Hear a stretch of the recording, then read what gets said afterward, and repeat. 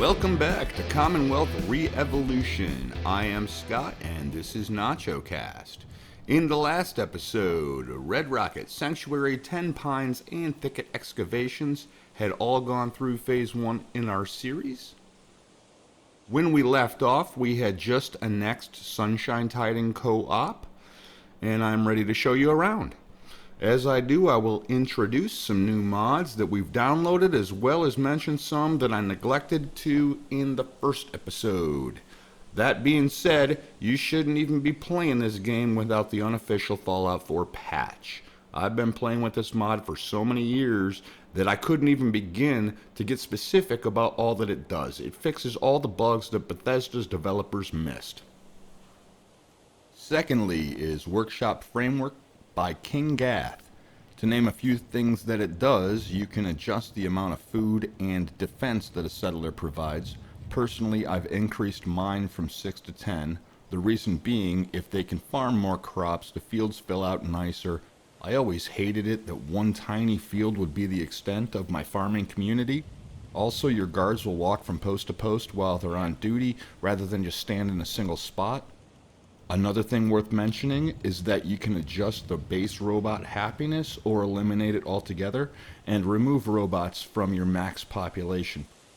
Personally, I've eliminated their happiness level.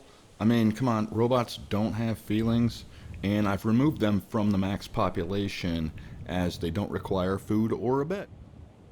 Okay, using Workshop Plus, I've cloned these muddy tire tracks. I feel like there's those one or two unique assets that make a settlement feel special, you know? And at least for me, it's the warehouse and the muddy roads here at the co-op. Walking through the warehouse, we've got this pottery station here on the left thanks to El Ha. And I've built this chem station using assets from custom crafting stations and clutter that I mentioned in episode 1. This wasn't pre-made, there's just a little pad on the table, then I decorated it with clutter also included in the mod.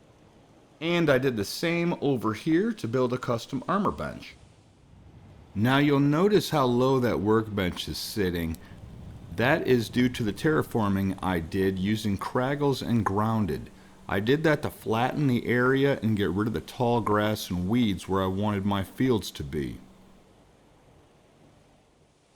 And this is a special kind of plant that I downloaded from the Nexus called Cannabis Commonwealth. It will produce hemp for cloth and oils for oils for cooking. It does have some side effects though. For some reason this settlement has a 100% happiness rating. We are building our housing over here. This settler must have dropped their stash, and this one is walking around in circles. Gambit should have made it so that settlers here eat twice as much food. Oh, Bethesda. If you say hi, they stop and go back to work.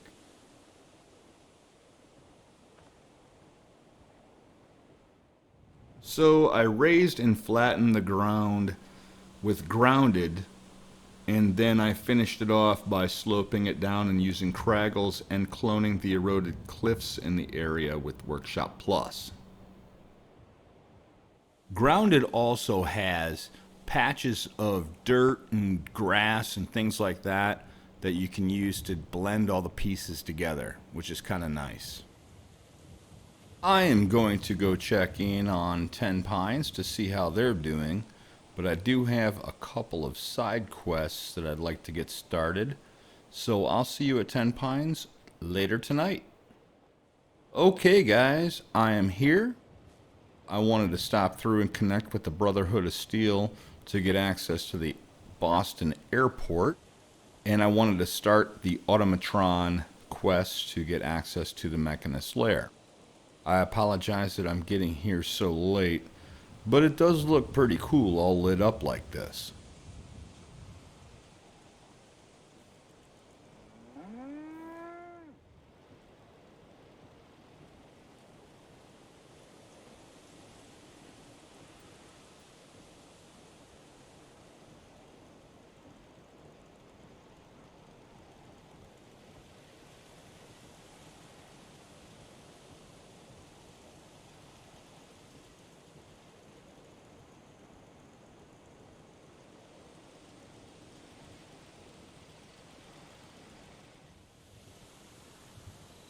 As you can see, we've resolved the horrible weed problem that Tenpines is plagued with.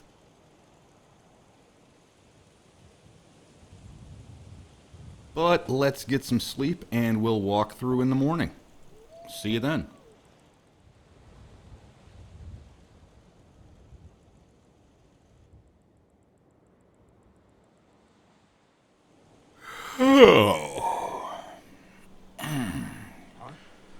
Alright, let's get a look at this place in the daylight.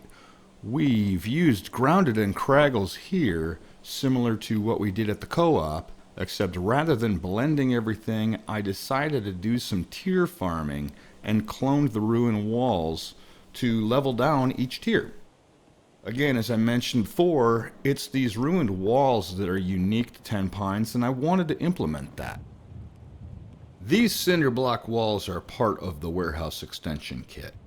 I thought they might work well here because there's no roads close by, and without that infrastructure they might only be able to produce blocks rather than pour concrete.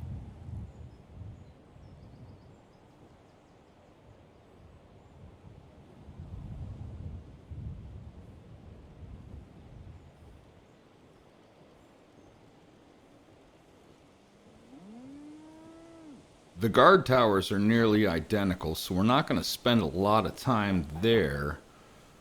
But the Longhorn Brahmin is from farming resources and adds happiness to the female Brahmin. Go figure. I'm not sure if you noticed, but on the stairways for the guard towers, I left the side facing the settlement open and put half walls facing out to provide the guards with a little bit of cover. This windmill is from Woody's Wasteland and it provides 10 water.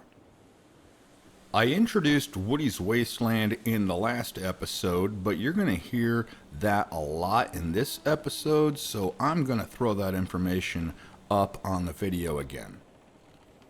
The milk cans are from Woody's Wasteland as well, but we'll talk about how we can be producing milk at our settlements at another time.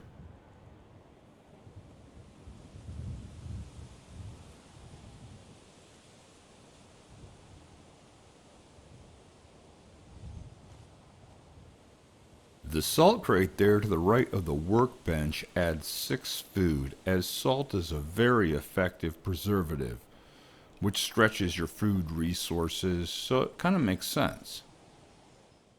On a side note, real world problems.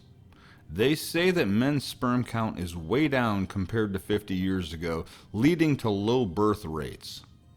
Now they think it's either due to plastics that so many of our food and beverages come packaged in, and or the unnatural preservatives that we put in our foods so that it lasts long enough to distribute to the masses. There's no denying that the world is grossly overpopulated, and we absolutely need plastics and preservatives to feed all the people.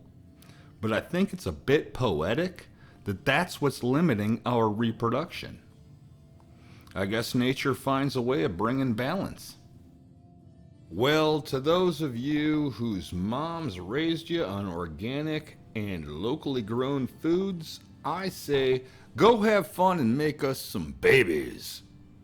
To everyone else, I say, go have fun. Okay, all right. Let's get back to the apocalypse where things aren't as depressing as the real world. I'm not quite sure what we're going to build up here yet. Either more farmland or maybe a farmer's market that might be fun. But Preston wants us to help Oberland Station, and I'd really like to rebuild the railroad infrastructure. As the railway runs through Oberland, it will be the easiest way to connect supply lines to Boston. So let's stop by Red Rocket to gather the team and make magic happen. Okay, we are back here at the Red Rocket Roadhouse. And it looks like they've gotten quite a bit done, so let's do a walkthrough.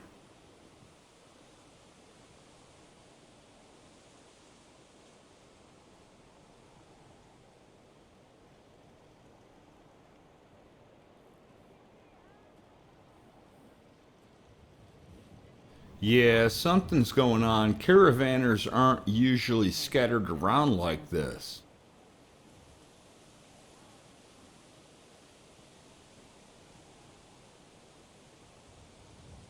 Yep, there's a dead body laying there. They must have gotten attacked while I was gone. Looks like it was gunners. Now, I was never notified of an attack. I'm not sure why, but Oxhorn, I think it was Oxhorn, or someone has figured out the formula. And being that I produce very little food and water here, I think that perhaps it was a no lose situation. Therefore, there was no reason to notify me. Hey, pretty lady. Okay, so we built this dorm for our companions, and it turned out pretty cool. There's Boone, our NCR sniper from Fallout New Vegas, just chilling with a case of beer. Oh, yeah, boy. This is our dining area.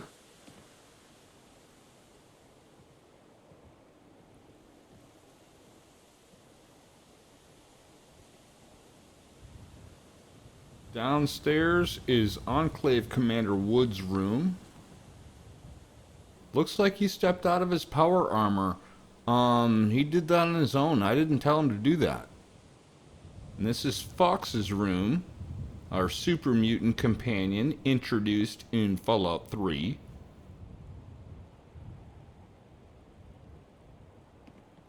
Upstairs is Vermilion Frost's room, a former Enclave general.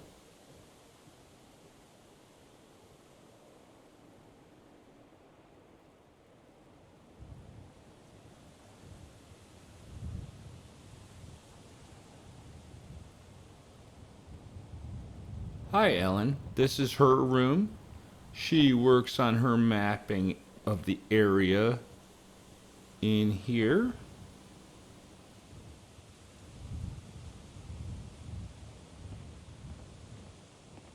The fish tank is from Woody's Wasteland. And this is the kitchen, courtesy of Woody's Wasteland and stuff. Looks like the crew got their coffee and a keg of beer on the counter there.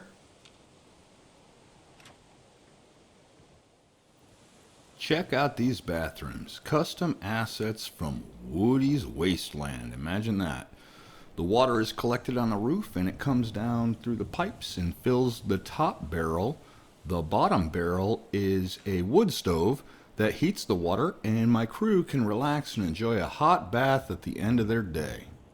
It also comes with brand new sinks and toilets as well.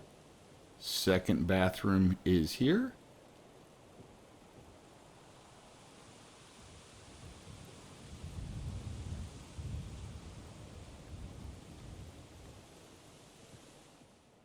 This is the living room. Just some board games, books, and a dry bar. Little chill zone for the guys and gals.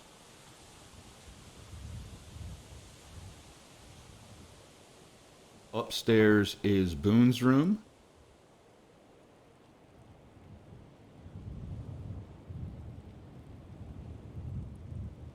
And Chris Fathom's room.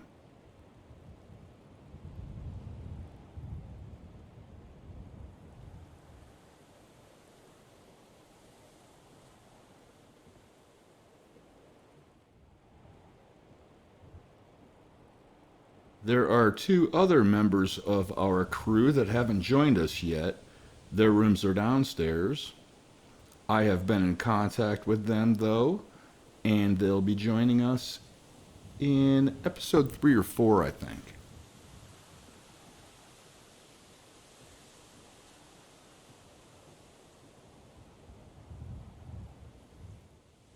Let's head over to the Roadhouse. I'm told that it's open for business. Wow, this place is fancy schmancy. The security even wears tuxedos.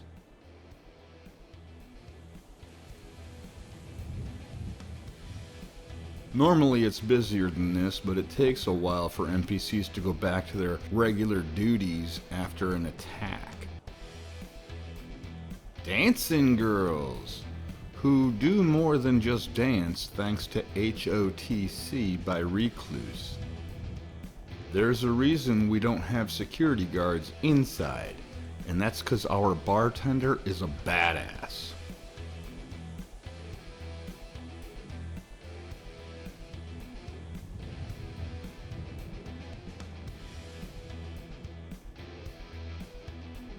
Here's the restroom. Throughout this series, you're going to hear me mention cordless pretty much every time I build a bathroom. It's kind of like a little joke that he has. He's a Fallout 4 settlement builder. I encourage you to go check out his channel. And a dressing room for the girls with showers so they can clean themselves off after each client.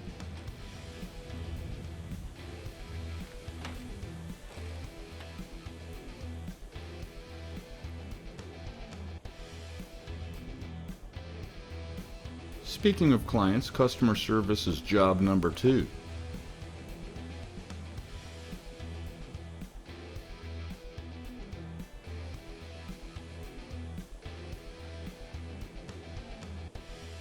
So each girl has a room where she can entertain in private.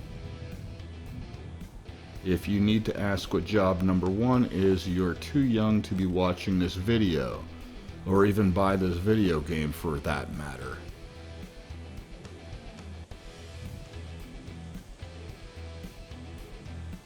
And this is their little chill zone, for, when they want to take a break. Let's head back downstairs.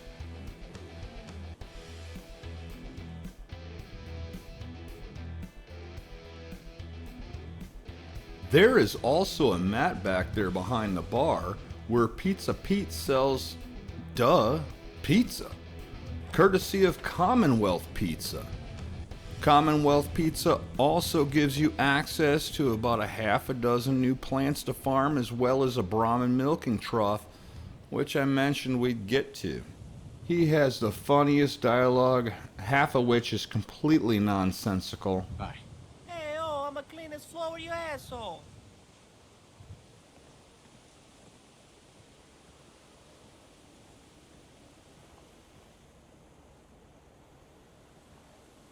You put the yogurt in the cup, you mix it up, oh, it's a delicious milkshake. Excuse me. Who taught you how to tie your shoes, a Velcro man?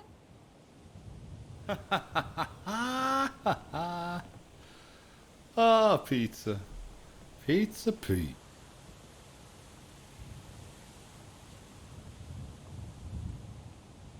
Hi. Wow, look who it is.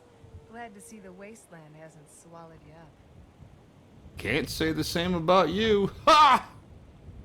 I want to see how the rebuilding of the Sanctuary Bridge is going, then we'll gather the troops and head out.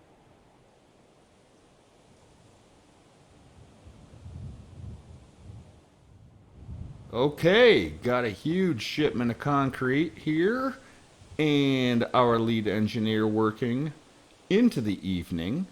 This is a huge project. Hell, Sanctuary in general is going to be epic. So it's nice to see a little progress. I used Sanctuary Custom Bridge by Wapperjaw as the framework, although that will be completely replaced by a hydroelectric plant in episode 4. I'm going to get a little shut-eye, then put the crew together, and we will be ready to head to Oberland Station. We'll see you there in the morning.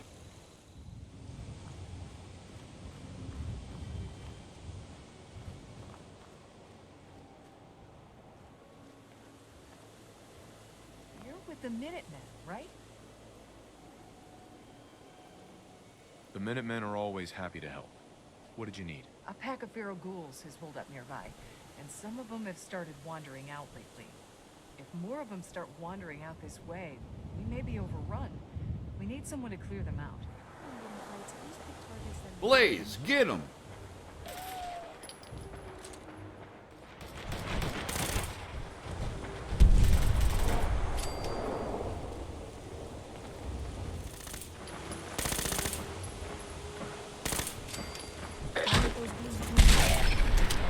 Ha ha! Boone's got my back.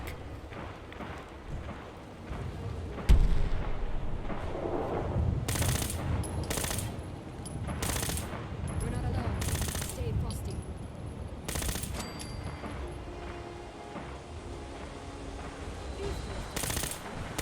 Watch out, bitch! See, she's not military, she's a cartographer.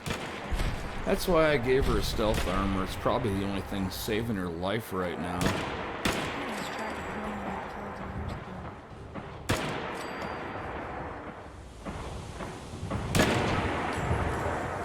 What just happened?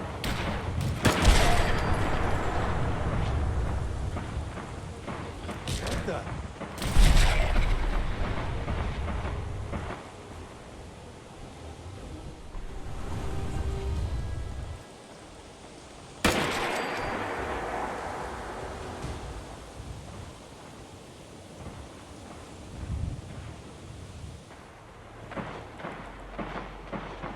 Immediately you notice the difference in the sound when we're underground, and that is thanks to reverb and ambience overhaul by MM137.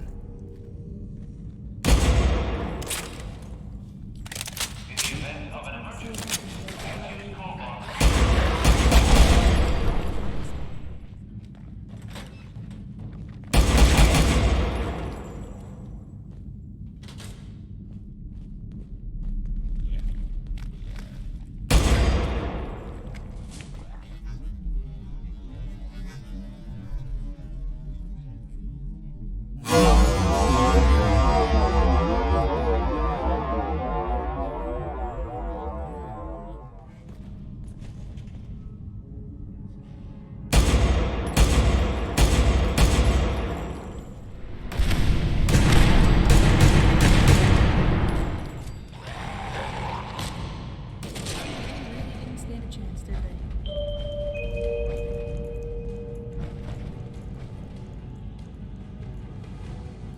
In the event of an emergency, please use call boxes to request police assistance.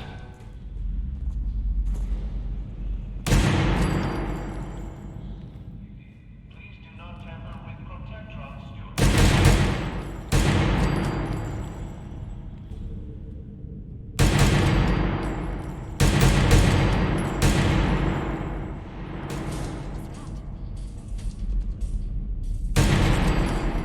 As much as it used to. For your safety, please do not tamper with Protectron stewards. That's it.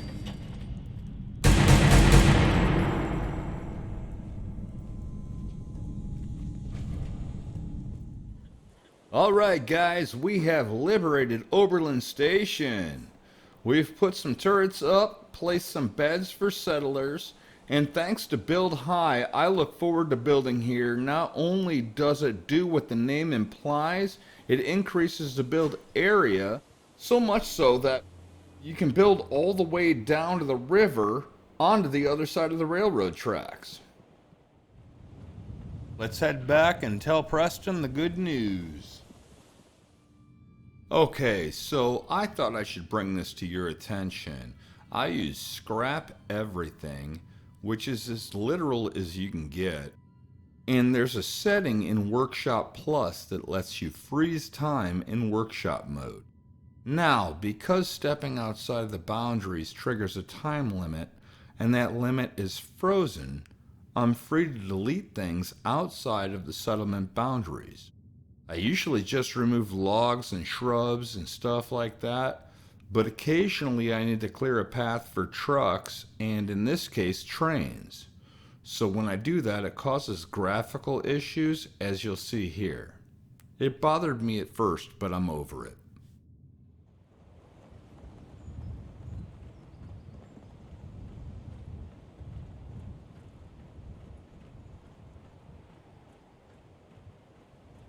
See, that's all. It's because I'm clearing those tracks, and in my head it's worth it if I want to get those trains up and running again.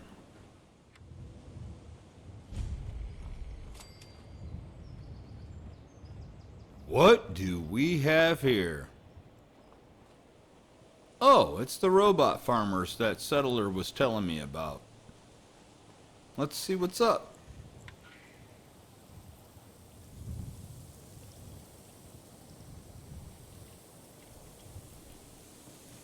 Welcome to Greygarden, darling.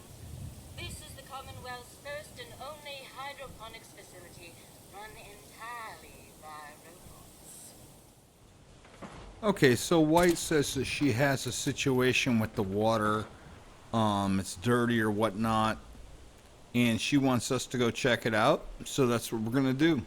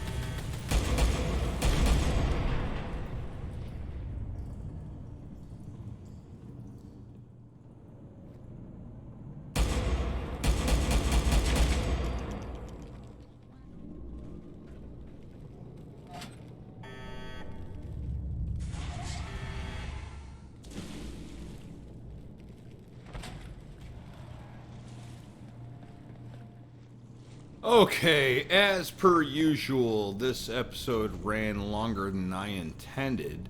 We took Sunshine Tidings, Tenpines, and Red Rocket Roadhouse through Phase 2, as well as liberated Oberland Station and Greygarden. I've already got the crew together, so we're going to start the long journey to the castle. Thank you guys so much for joining me. I sincerely appreciate your likes and subscriptions, and especially stuff. I'm having a good time, and I hope you are too. Peace. Great